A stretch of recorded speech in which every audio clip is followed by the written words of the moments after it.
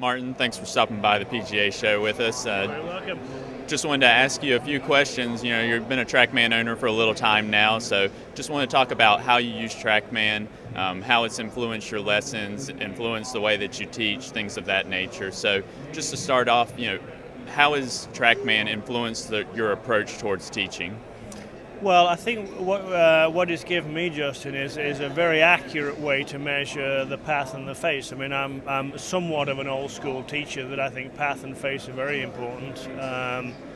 And ball flight can help you, but can't tell you the whole story. When I was growing up, some of my mentors said the ball flight never lies. Well, come to find out, it actually does. If you don't hit it smack bang in the center of the club face, the ball flight does lie.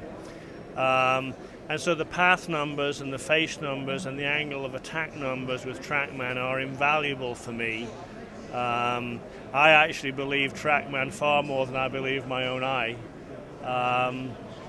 In addition to that, I think as I have students practice with the TrackMan and I supervise that practice, they develop much more awareness of how to either shift the swing path for their benefit and or influence the club face.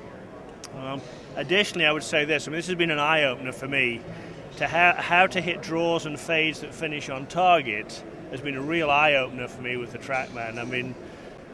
If you'd told me 10 years ago that the best way to hit a fade was that actually the club face had to be close to the target line at impact, I would have said, I don't know what you're smoking, but you need to stop it. But I now believe very strongly that to hit a fade that finishes on target, the club face needs to be looking to the left, let's say 1 or 2 degrees, and the swing path needs to be the left 4 or 5 degrees. I think it's been wonderful for all your team to collect the data from the Kenny Perrys and the Colin Montgomerys that to me would be the two sort of extremes of draw and fade, and anybody in between, the Jim Furyk's. It's a fantastic piece of equipment. Fantastic. Thank you. How would you say that your students accept the information as far as, is it easy for them to understand what you're trying to tell them based off the numbers and the graphics within the program itself? I think it is. I think it's very easy. I don't bludgeon them with information and lay all 21 pieces on them at one time. I sort of tend to concentrate on certain areas, and sometimes what I'll do is actually block out some of those numbers on the toolbar, depending on which I want to concentrate on. I'm looking forward very much in 5.0 to being able to customize the toolbar at the bottom and just have, if I wanted, just path and face or path, face and starting direction, however I'd want to do it. But no, I don't think they find it hard at all. I sort of use a hula hoop to show them what's going on and a big sort of hockey stick club face, and I have not found anybody whose eyes roll around the head and say this is too much. And I'm sure you've used video with your lessons for quite some time, and being able to incorporate the TrackMan data to be a little bit more precise about what's going on and knowing what's happening just at impact. How has that helped you look at video differently, or your students look at what they're doing to kind of associate that with what they should be doing?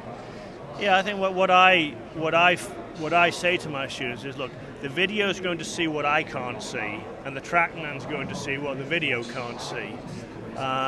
Video sort of gets you in the ballpark, but TrackMan will give you the seat number that you need to be right where you should be. Those people who might be watching this at some time who haven't used TrackMan would be well advised to look at some of the literature you've printed to understand where you hit the ball on the circle is incredibly important for where the ball goes, and you just simply cannot see that on video. Well, I don't think you can. I don't think you can see it on video. So you can have a swing on video that looks as if it's perfectly, traditionally what we would call perfectly on plane. But the TrackMan data shows that, gosh, if you've got a traditionally looking swing on plane and you have a steep angle of attack, you've actually got a swing path that's going a long way to the right. And with 5.0 coming this fall, hopefully, we're going to be incorporating the video directly into TrackMan. how do you foresee, really the future of teaching and coaching as far as having to have this type of data and this accurate data with your lessons to really be able to explain to students, what they should be doing? Well, I think if you're trying to stay on the cutting edge of golf instruction, you really won't be able to be there unless you have video linked to TrackMan. And I mean, it's a wonderful thought to think that we can take the video, and probably high-speed video, to the moment of impact, see the body positions on video, and at the same time see what the TrackMan numbers are. That's going to be crashing through a new frontier in golf instruction. How about from more of a, say, performance standpoint of knowing your yardages, being able to practice distance control, things such as the combine, where you're able to compare yourself and see how you compare to Division I athletes, if that's what you're aspiring to be as a junior, things of that nature. So, maybe a little bit away from the teaching and a little bit more into just overall performance of a golfer. Well, I think for a player, my wife's a tournament player, and the yardages are vital. Knowing whether you hit your 7-iron 155 or 159 at a high level is incredibly important. Kathleen O'Connor, who plays off 19 handicap, it might not be so important, but for a tour pro or a college player or an AJGA up-and-comer, vitally important. And it's great for measuring the distance there.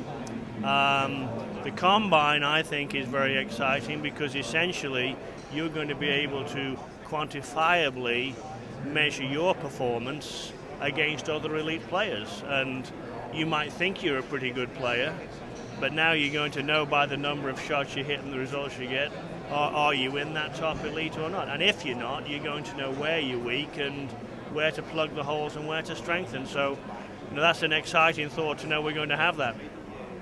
Last question I'd like to ask is just, a lot is said that TrackMan's only for elite players, but you obviously teach people that range from probably high 20 handicap all the way to that elite player that's on tour.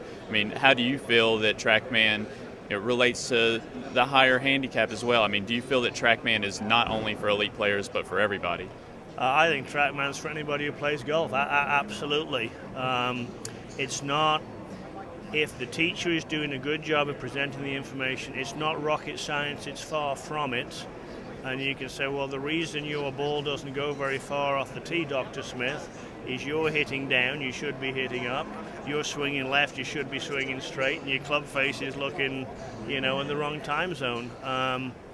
I use it with every standard of player. And not at any time have I had a player say, not one time have I had a player say, Martin, we've got to stop, this is too much information.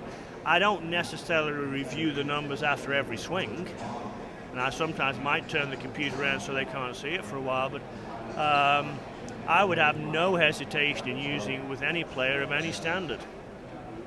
Thank you very much, Martin, for your time, and appreciate you being a customer and keeping the good word of TrackMan going.